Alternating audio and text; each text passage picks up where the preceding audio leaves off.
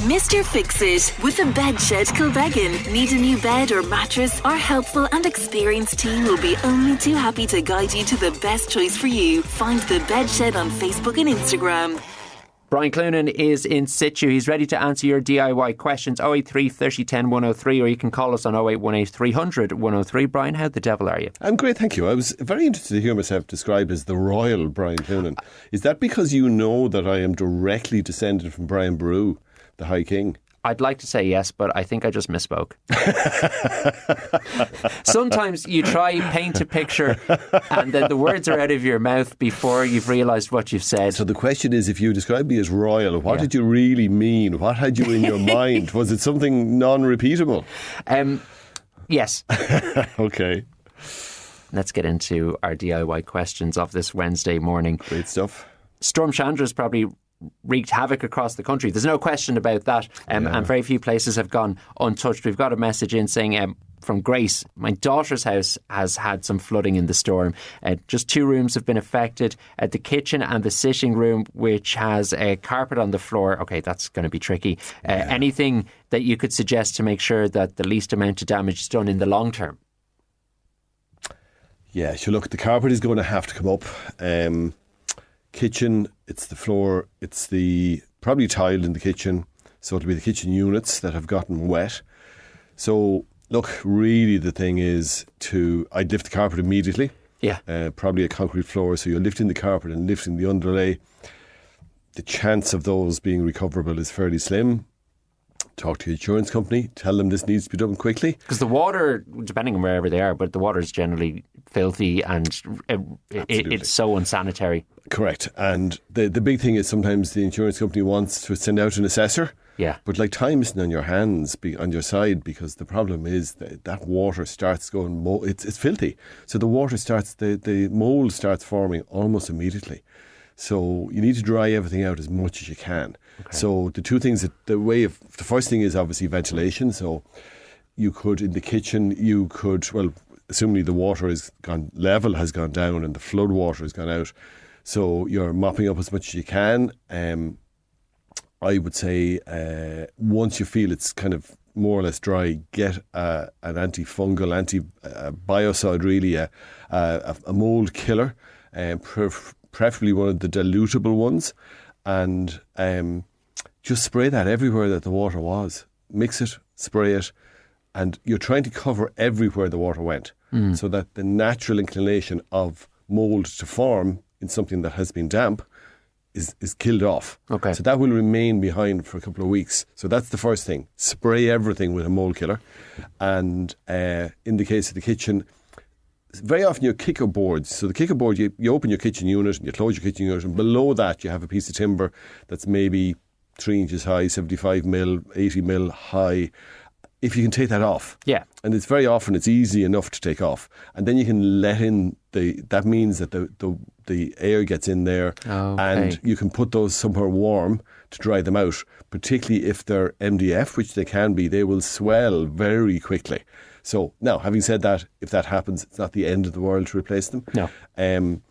But it's all about drying it out as quickly as you can. So if you've had flooding like that, I would say, and I don't know where the caller, is it the caller or is it a relative to I think it's the mother of someone who's been affected by it. So if it's somewhere that there's been a lot of flooding, every dehumidifier in that area will be hired out. So you may have to travel to somewhere that's not affected as badly, but get an industrial dehumidifier.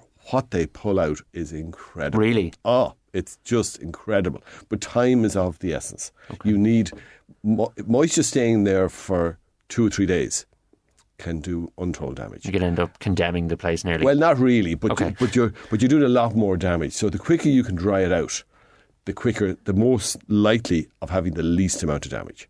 So, but definitely that carpet will have to be lifted because the water will be gone in under the underlay and very often can't escape. So a lot of the time underlay will have a coating on it that stops moisture from coming up, which is great in the normal way.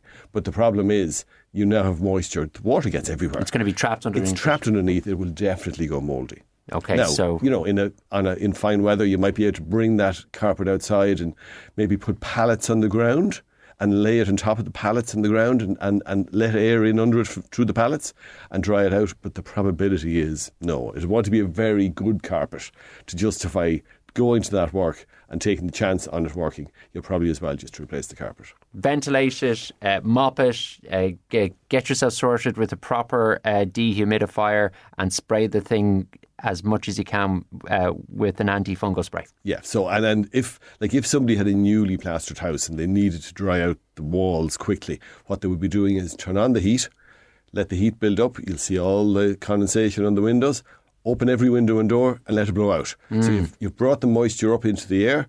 Now open every window and door and let it dry out. So and then close the windows and doors, turn on the heat. That's the cycle. And that's the cycle. Okay, so you got to heat the place up so that condensation gets in the air. Exactly. Before you open the windows and doors. And then open the windows and let it blow. Every window, every door, let it all blow through and then start again. It's just absolutely the worst, isn't it? Oh, it's terrible. It's absolutely terrible. Can you imagine? I just can't imagine it. And then the whole cycle of, can I get insurance again? Am I insured for it this time? I mean, good luck with the insurance company, because they are going to be on notice today. Yeah. They'll probably dig their heels in where they can. Yeah.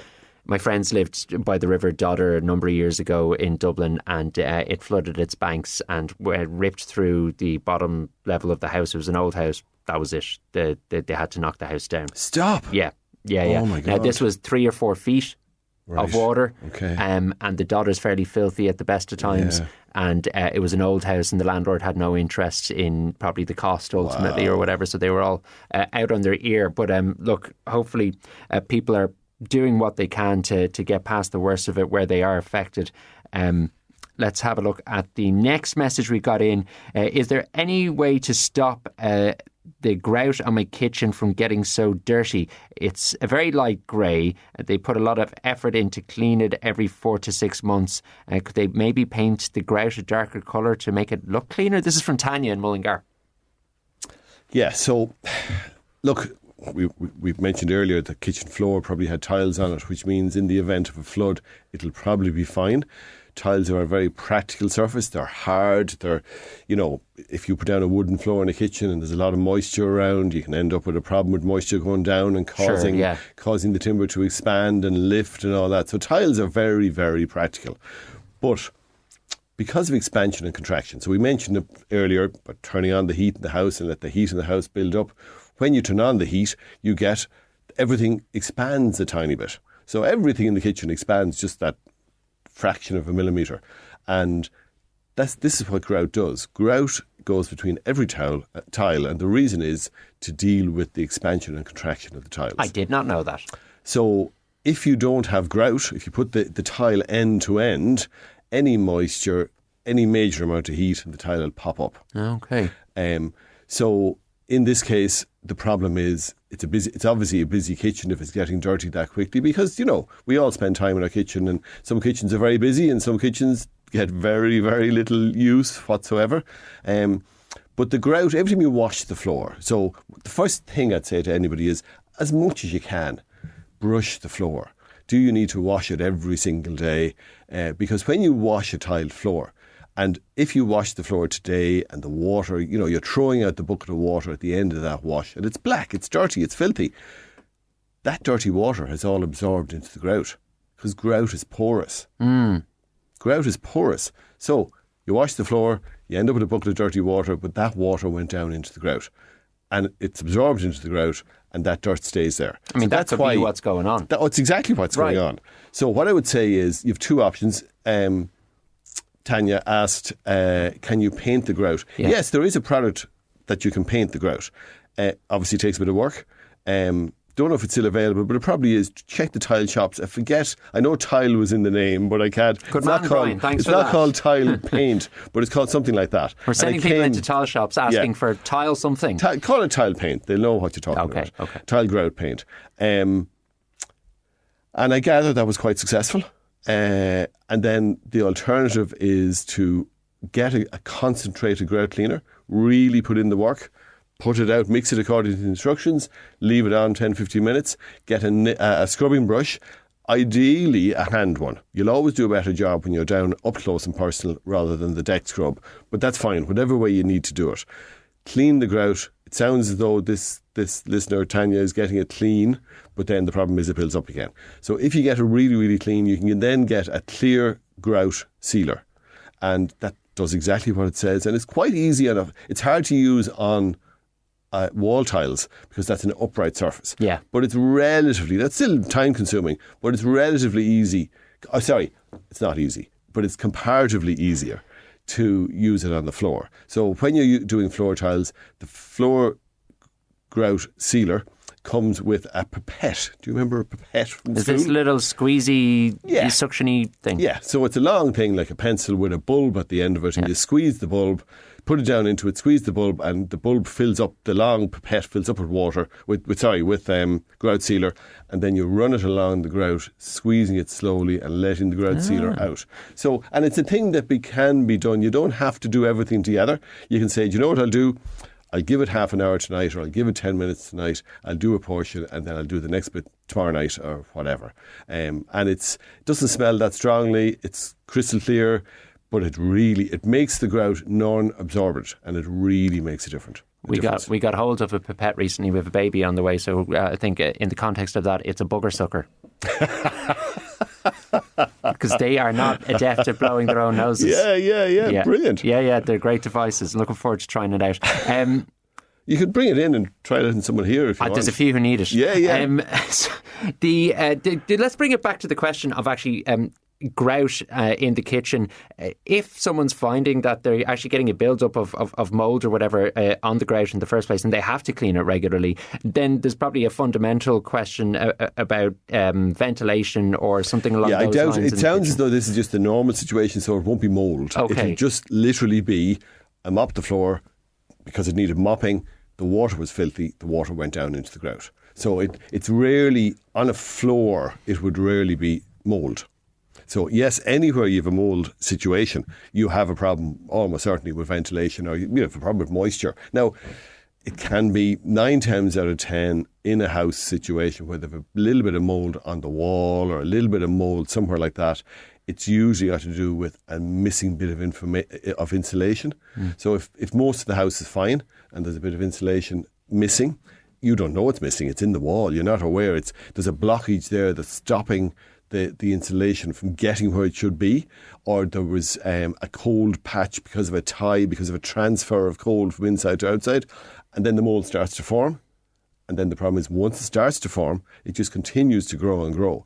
And very often people will wash the wall. Like the natural thing is, you see a black spot in the wall, oh, I need to wash that off. So you get some warm water and a cloth or a sponge or whatever, and you, in inverted commas, wash it off. But of course, what you've done now is spread the spores over a much bigger area. Yeah.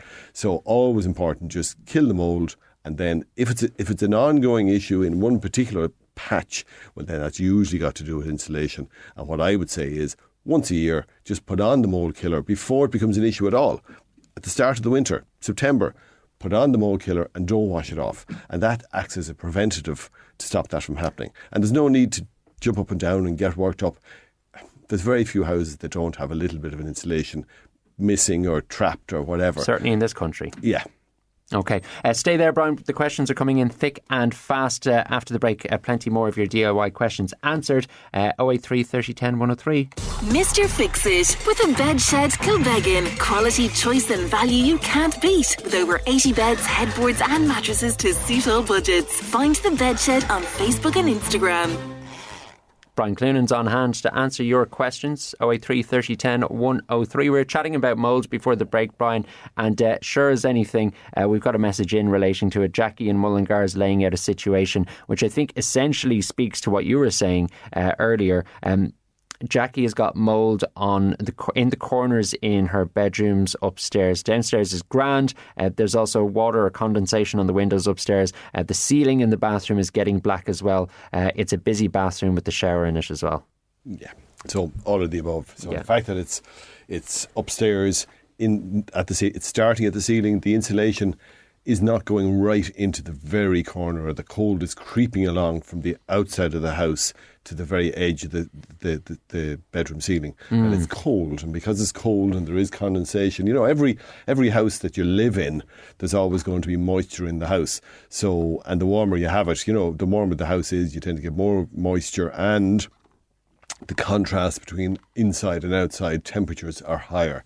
So, look, just kill the mould, repaint, and then reapply the mould killer. Now, in the case of the bathroom ceiling, I'd probably say use an anti-mould paint there. And even if you have any, and believe it or not, it's just, you can use an exterior paint on your kitchen ceiling. All right, like a house paint. Yeah, if you had any, Sandtex or Weather Shield, you can use that on your kitchen ceiling. It looks, on a bathroom ceiling, it looks the very same as the ordinary paint, but it has a much higher, I wouldn't go out and buy it. If you go out to buy paint, go out and buy the bathroom paint. Sure. But if you had some in the garage, unused, left over, you could paint your bathroom ceiling with that and then put on the antifungal treatment that you're using to kill it first. But make sure and kill it first. And if you kill the mould and there is a stain left behind, you'll probably have to use a stain block. Okay, hopefully that gives you a dig out there, Jackie. Listener wants to know if you can pour baking soda and white vinegar down shower drains, and if you can use the same mixture to remove black mould from inside walls. See, they're opposite pHs. They're exact opposite pHs. Yeah. So when you mix them, you tend to neutralise them. So I don't think so. I know some people would say put down the baking soda first, and then follow with the vinegar, and then you get this bubbling action. But it's only the bubbling action that tends to maybe loosen up stuff. So what I would say is use, if you want to use your washing soda as opposed to baking soda, unless they're mixing them up, or better still, use caustic soda, and always follow the instructions. Always be careful. Go careful. So put it down. But anytime you unblock a drain, whatever product you've put down to help it block it, the big thing that you need to do afterwards is flush it. And that means, people think flushing it means turn on the tap and wash it away. It's not that. It's like flushing a toilet. You need a volume of water. So if you have a wash-hand basin or a kitchen sink that has blocked or is very slow to go, you put down the caustic soda, you put down whatever you're going to use, and leave it to work. In the case of caustic soda, the longer the better. I'd always say overnight. And then in the morning, fill the sink right to the top. Put in the stopper, fill the sink right to the top. But also have a bucket of water on hand. So what you're doing is you're pulling the plug. Yep. And that starts to run out. And because the weight of the water creates a lot of pressure. So you keep filling up the sink with the bucket of water to keep that volume of water, to have a pressure of water. You've softened everything up. You've broken it down. Now flush it away. And the context of turning on the tap to flush it away, if you put, I always say this and it just gets it across, if you put half a roll of toilet paper into a toilet bowl and stood there with a garden hose, or if you did a Will Faulkner and had one of these huge logs that he puts into the toilet, and if you stood there with a garden hose, it will never flush because it hasn't got a flush. It hasn't the volume. So that's what the word flush means. It means a volume of water to wash everything away. I will apologise on Brian's behalf for that mental image at 10:44 in the morning. Message in from Gillian. Good morning. Can you advise what the best product is for putting glass back into the oven door, as she's looking for an adhesive or a sealant? Oh yeah, there are specific adhesives for that. But what you can use, so if you can't get anything, I think Ambersil was one of them.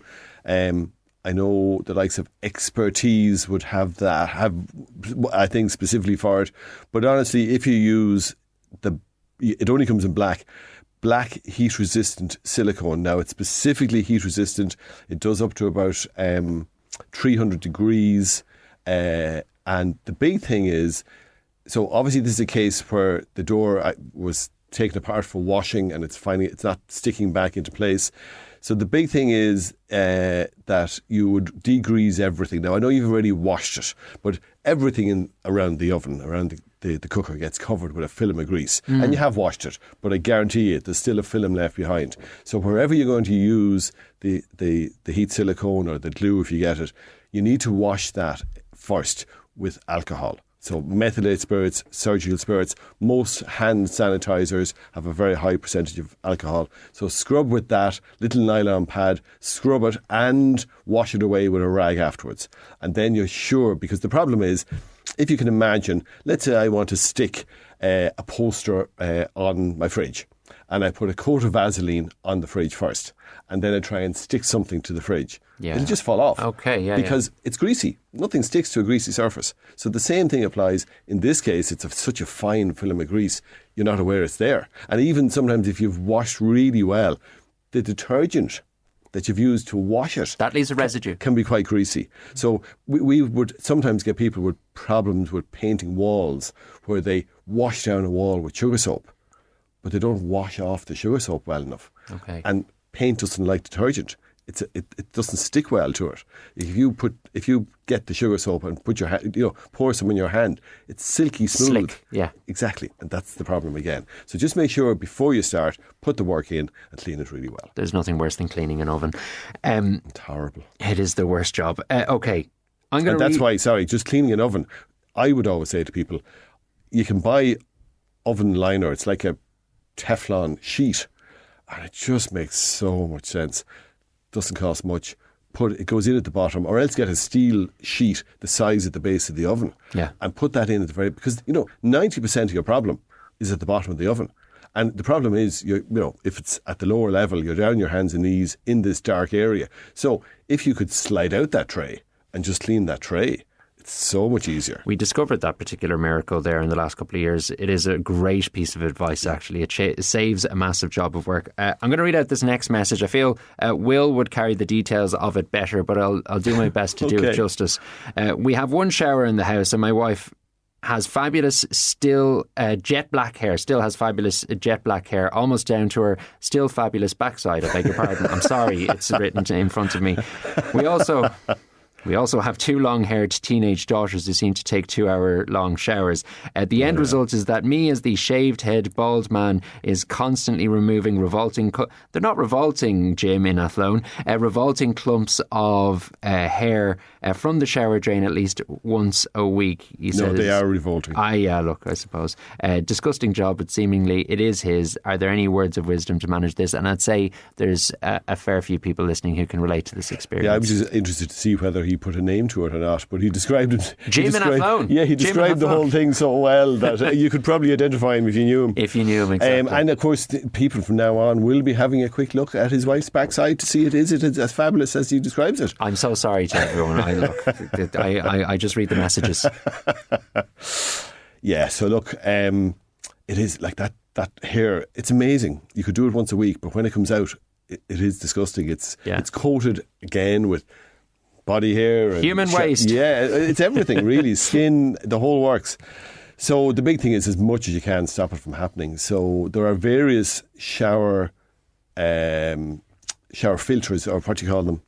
Can't think of the name. The little round strainer. Strainer is the word. Yes. So sometimes shower trays can have a little, the little thing can have a flat depression, and then you can use the sink type, but normally they're completely flat.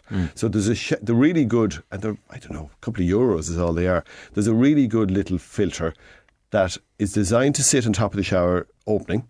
It has little feet that click in or pop into the shower to stop into the drain to stop it moving around, and it is tapered, but it's actually risen up. So the beauty is, it doesn't get clogged very quickly, but the hair none of the hair goes through it. And the beauty is, when you see hair, you lift it, you flick it into the toilet, and flush it, and then it's gone. So it's not a big deal. It doesn't tend to the hair dries out on the top. You see, the problem is in the drain. It's continually wet. It starts to go manky very, very quickly down in the drain, and that's why it's so disgusting. Whereas the beauty of this is, 3 people have a shower today. There's a load of hair on top of the filter, but it's now dry. A few hours later, it's dry because it's on the surface. So that's very easy to clean and not disgusting to clean. But just, I would say, take a picture of the shower, the base of the shower, go into your hardware shop or your plumbing shop, and they'll give you a strainer for it. And that really is the answer to that. Well, congrats to Jim with his wonderful family of people with fabulous black hair. Brian has more answers for more questions after these. Mr. Fix-It with the Bedshed Kilbeggan. Need a new bed or mattress? Our helpful and experienced team will be only too happy to guide you to the best choice for you. Find the Bedshed on Facebook and Instagram. Novel question for you, Brian, here. Not one I've come across before, but it does sound like a massive inconvenience.